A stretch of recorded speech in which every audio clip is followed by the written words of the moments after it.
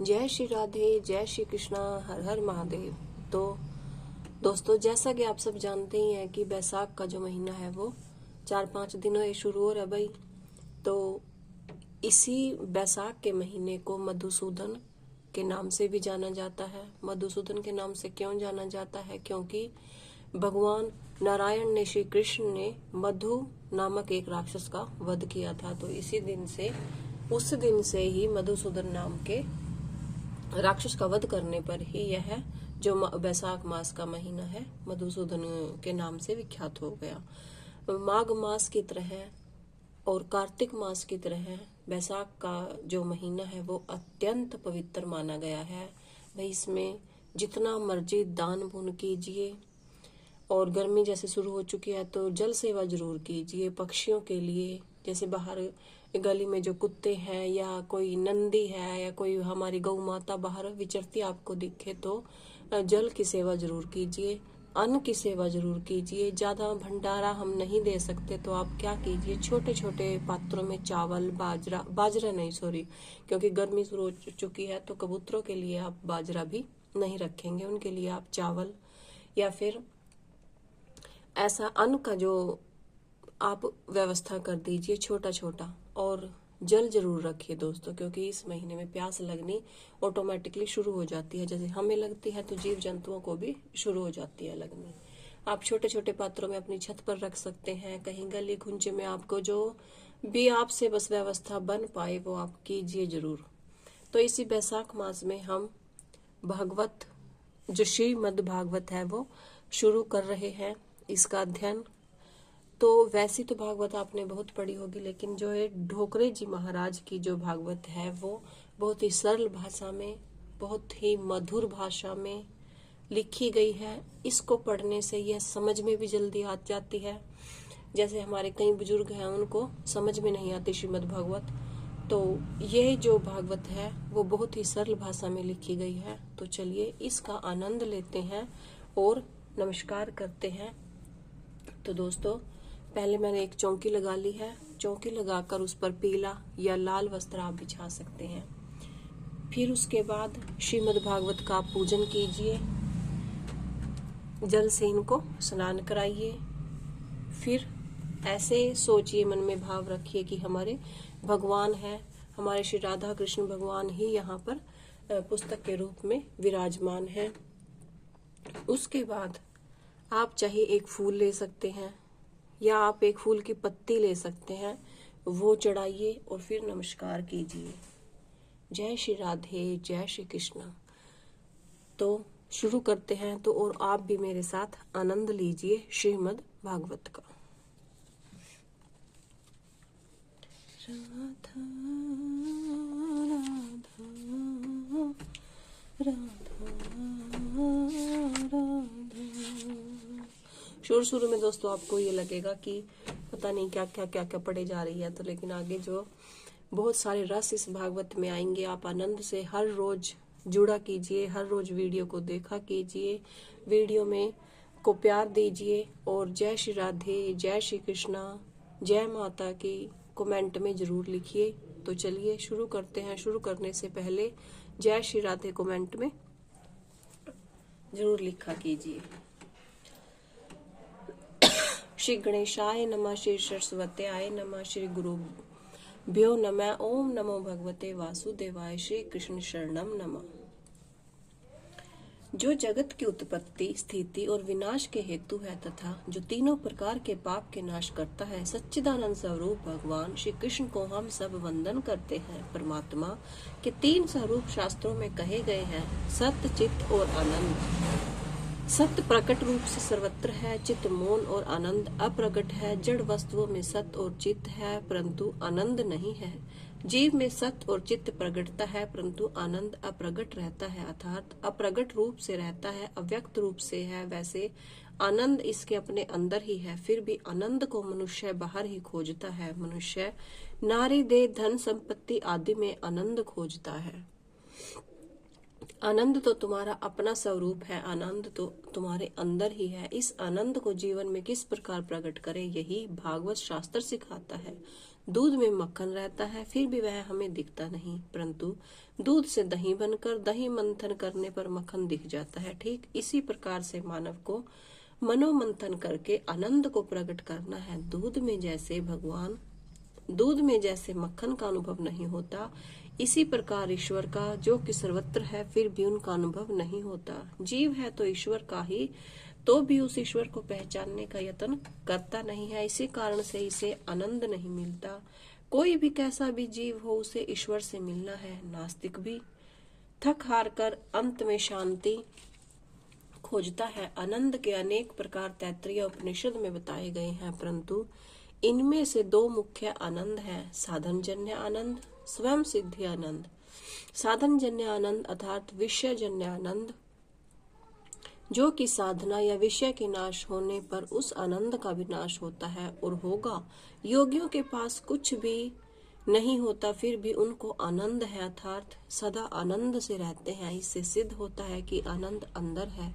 सत्य चित्त आनंद ईश्वर में परिपूर्ण है। परमात्मा परिपूर्ण सत्य रूप, परिपूर्ण चित्त रूप, परिपूर्ण आनंद स्वरूप है। परमात्मा श्री कृष्ण परिपूर्ण आनंद स्वरूप है। बिना ईश्वर के संसार अपूर्ण है। ईश्वर का अंश जीवात्मा भी अपूर्ण है। जीव में चिद अंश है, फिर भी परिपूर्ण नहीं है। मनुष्य में ज्ञान आता है, परंतु वह ज्ञान स्थायी नहीं होता। श्री कृष्ण परिपूर्ण ज्ञानी है। श्री कृष्ण को 16,000 रानियों के साथ बात करते समय भी वही ज्ञान था, और जिस समय सारी द्वारिका आदि का नाश हो रहा था, उस समय भी वही ज्ञान था। श्री कृष्ण का आनंद रानियों में या द्वारिका में है ही नहीं। सब का विनाश हो रहा था, तब भी श्री कृष्ण के आनंद का विनाश नहीं था। कारण श्री कृष्ण तो स्वयं आनंद स्वरूप है, सत्य नित्य है, चित्त ज्ञान है। चित्त शक्ति अर्थात ज्ञान शक्ति। मनुष्य अपने स्वरूप में स्थित नहीं है, अंततः इसे आनंद नहीं मिलता। मनुष्य जिस प्रकार बाहर विवेक रखता है, वैसा घर में रखता नहीं है।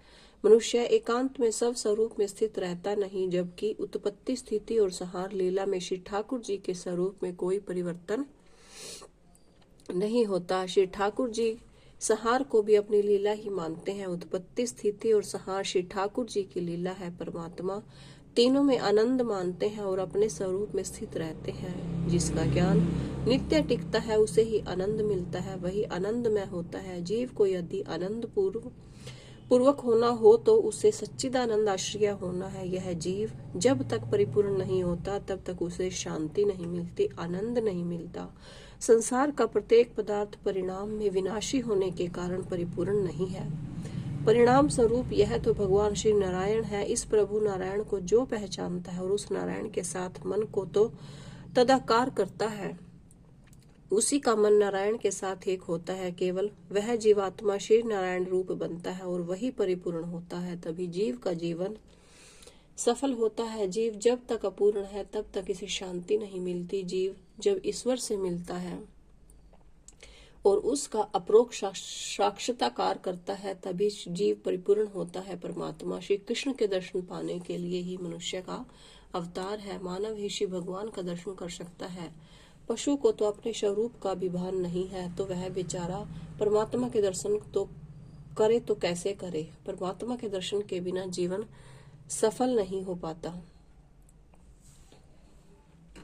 जो परमात्मा का दर्शन करता है, उसी का जीवन सफल है। यह जीव अनेक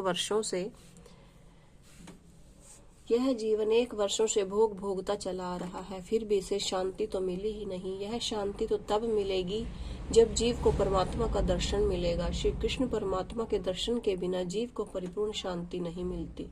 दर्शन के 3 प्रकार शास्त्रों में बताए गए हैं। पहला, स्वप्न में प्रभु की झांकी होती है, यह हुआ साधारण दर्शन। मंदिर और मूर्ति में परमात्मा के दर्शन हो तो यह मध्यम दर्शन है। ईश्वर का अप्रोक्ष दर्शन, यह उत्तम दर्शन है। परमात्मा का अप्रोक्ष साक्षात्कार जब होता है, जब जीवन हमारा सफल हो जाता है। वेदांत में साक्षात्कार के भी 2 प्रकार कहे गए हैं, प्रोक्ष और ज्ञान। अप्रोक्ष ज्ञान, ईश्वर किसी एक स्थान पर है ऐसा जो माने, वह प्रोक्ष साक्षात्कार है। ईश्वर के बिना कुछ नहीं है, ईश्वर ही सब कुछ है, मैं भी ईश्वर से भिन्न नहीं हूँ, यह है ईश्वर का अप्रोक्ष साक्षात्कार, जिसे मैं स्वयं ब्रह्मा हूँ, अहम ब्रह्मास्मि, ऐसा ज्ञान अनुभव होता है, उसे अपरोक्ष साक्षात्कार हुआ है ऐसा कहा जाता है, माना जाता है। देखने वाला ईश्वर को देखती ही ईश्वरमय बनता है, तभी उसे ईश्वर का अपरोक्ष साक्षात्कार होता है। ईश्वर का ही सब में अनुभव करते करते जो एक रूप हो जाता है, वही ईश्वर के परिपूर्ण स्वरूप को जान सकता है, और वेदांत में इसी को अपरोक्ष साक्षात्कार कहते हैं। ईश्वर जगत में किसी एक स्थान में है, यह ज्ञान भी अपूर्ण है। ईश्वर सर्वव्यापक है, यह एक मूर्ति में या मंदिर में रह नहीं सकते। मंदिर में प्रभु के दर्शन कर लेने पर ज्ञानी पुरुष जहाँ दृष्टि जाती है वहीं भगवान रूप का अनुभव करते हैं। मंदिर में प्रभु के दर्शन करके बाहर आने पर प्रत्येक में परमात्मा का दर्शन करना चाहिए। मन जहाँ चाहे जाए वहाँ ईश्वर का दर्शन करें, यही है ईश्वर का असाधारण दर्शन। जो परमात्मा मुझ में है वही सब में है। इसी प्रकार अखिल जगत जिसे ब्रह्म स्वरूप दिखता है वही ज्ञानी होता है। सब में परमात्मा का अनुभव करते करते उसे अपने स्वरूप में भी परमात्मा का अनुभव होता है। परमात्मा के प्रोक्ष दर्शन से कोई विशेष लाभ नहीं होता, परंतु जीव जब परमात्मा का प्रोक्ष दर्शन करता है तभी कृतार्थ होता है। ज्ञानी पुरुषों को तो अपने स्वरूप में भी श्री भगवान दिखते हैं, यही अद्वैत है। श्री कृष्ण लीलाएं इसलिए हैं कि इन लीलाओं का चिंतन करती गोपियां अपने स्वरूप में भी परमात्मा का अनुभव करती हैं। लीला देखन मैं गई, मैं भी हो गई लाल। गोपियों को अपने स्वरूप का विस्मरण हुआ है और कहती हैं मैं ही श्री कृष्ण हूँ। अपने प्यारे कृष्ण का सब में अनुभव करती गोपियां श्री कृष्ण में बनी है। जिसे अपने अंदर परमात्मा का दर्शन होता है वही जीव परमात्मा में मिल जाता है। अपने अंदर जिसे परमात्मा दिख जाते हैं, इसके बाद वह जीव ईश्वर से जुदा नहीं रह सकता, वह ईश्वर में मिल जाता है। यही भागवत का फल है। ज्ञानी ज्ञान से परमात्मा का प्रोक्ष साक्षात्कार करते हैं, जबकि वैष्णव प्रेम से परमात्मा का प्रोक्ष साक्षात्कार करते हैं। ईश्वर जीव को अपना कर अब जब अपने स्वरूप का दान प्राप्त करते हैं तभी जीव पूर्ण होता है। बिना ईश्वर के सारा संसार अपूर्ण है, जीव अपूर्ण है, अंततः इसे शांति नहीं है। नारायण ही पूर्ण है, सच्ची शांति नारायण में है। नर नारायण का अंश है, अंततः नर तो नारायण में ही समा जाना चाहता है। श्री नारायण की पहचान कराने वाला और श्री नारायण में लीन होने का साधन यह श्री भागवत शास्त्र है। जीव नारायण का अंश है, इसे तो उसी में मिल जाना है। इसके लिए शास्त्रों ने अनेक उपाय कहे हैं, कर्म मार्ग, ज्ञान मार्ग, भक्ति मार्ग। उपनिषदों के ज्ञान से ईश्वर का प्रोक्ष साक्षात्कार तो होता है, परंतु श्री व्यास जी ने विचार किया कि उपनिषदों की भाषा बहुत गूढ़ है, सामान्य मनुष्य तो इसे नहीं समझ पाएंगे। उपनिषदों का ज्ञान तो दिव्य है, परंतु अपने जैसे विलासी लोग जैसे दिव्य ज्ञान का अनुभव नहीं कर सकेंगे। कारण मनुष्यों के जीवन अति विलासी है, इसलिए ज्ञान मार्ग से जीव ईश्वर के पास जा सके यह असंभव है। अति वैराग्य के बिना ज्ञान मार्ग में सफलता नहीं मिलती। ज्ञान की बुनियाद है वैराग्य। ऐसा अति वैराग्य प्राप्त करना बहुत कठिन है। श्री सुखदेव जी महाराज को ऐसा वैराग्य प्राप्त हुआ था। जन्म होते ही उन्होंने वन की ओर प्रयाग किया था और पिता से कहा था आप पिता नहीं है और मैं पुत्र नहीं हूँ। वेद त्याग का उपदेश करते हैं, शास्त्र सब कुछ छोड़ने को कहते हैं। शास्त्र तो कहते हैं काम छोड़ो, क्रोध छोड़ो, परंतु मनुष्य कुछ भी छोड़ नहीं सकता। जो साधारण पान सुपारी भी नहीं छोड़ सकते, वे काम क्रोध लोभ तो किस प्रकार छोड़ेंगे, वे घर का त्याग तो किस प्रकार करेंगे। सर्व साधारण मनुष्य को तो कुछ करना नहीं है और वह कुछ छोड़ भी नहीं सकता, परंतु वेदांत शास्त्र तो कहता है कि सब कुछ छोड़कर सर्वस्व का त्याग करके ईश्वर के पीछे पड़ोगे, तभी ईश्वर को पहचान सकोगे, उनसे मिल सकोगे। सर्व का त्याग, सर्वस्व का त्याग तो साधारण मनुष्य के लिए सुलभ नहीं है। वेदों के 4 भाग है, संहिता, ब्राह्मण, अर्णक्य, भाष्य। वेदों की समाप्ति उपनिषदों से होती है, अंततः उसे वेदांत कहते हैं। अर्णक्य में उपनिषद वाला भाग आता है। जिन ग्रंथों का चिंतन ऋषि करते हैं उन्हें अर्णक कहते हैं। बंगलों में भोग विलासों में रहने वाले का उपनिषदों में अधिकार नहीं है। अपने जैसे संसार में फंसे जीव उपनिषदों के ज्ञान को पचा नहीं सकते। इन सब बातों का विचार करके भगवान व्यास जी ने श्रीमद् भागवत शास्त्र की रचना की। उपनिषदों का बताया मार्ग अपने जैसों के लिए सुलभ नहीं है। उपनिषदों का तात्पर्य त्याग में है। जो पान सुपारी चाय नहीं छोड़ सकते, 2-4 घंटे कथा में बैठे तो भी नस्वार की डिब्बी नहीं छोड़ सकते, वे काम क्रोध आदि विकारों को कैसे छोड़ सकेंगे। जो काम सुख का उपभोग करते हैं वे योगाभ्यास कर नहीं सकेंगे। भोगी यदि योगी होने जाएगा तो वह रोगी हो जाएगा। ज्ञान मार्ग में जिसका पतन होता है वह नास्तिक बनता है। योग मार्ग में जिसका पतन होता है वह रोगी बनता है। भक्ति मार्ग में जिसका पतन होता है वह असक्त बनता है। कलयुग मनुष्य योगाभ्यास नहीं कर सकता। इस भागवत शास्त्र की रचना कलयुग के जीवों के उद्धार करने के लिए ही की गई है। श्रीमद् भागवत में एक नवीन मार्गदर्शन कराया गया है। हम घर बार और धंधा छोड़ नहीं सकते, ऐसा कहने वाले को भागवत शास्त्र कहता है निराश न होना, सब कुछ छोड़कर जंगल में जाने की जरूरत नहीं है।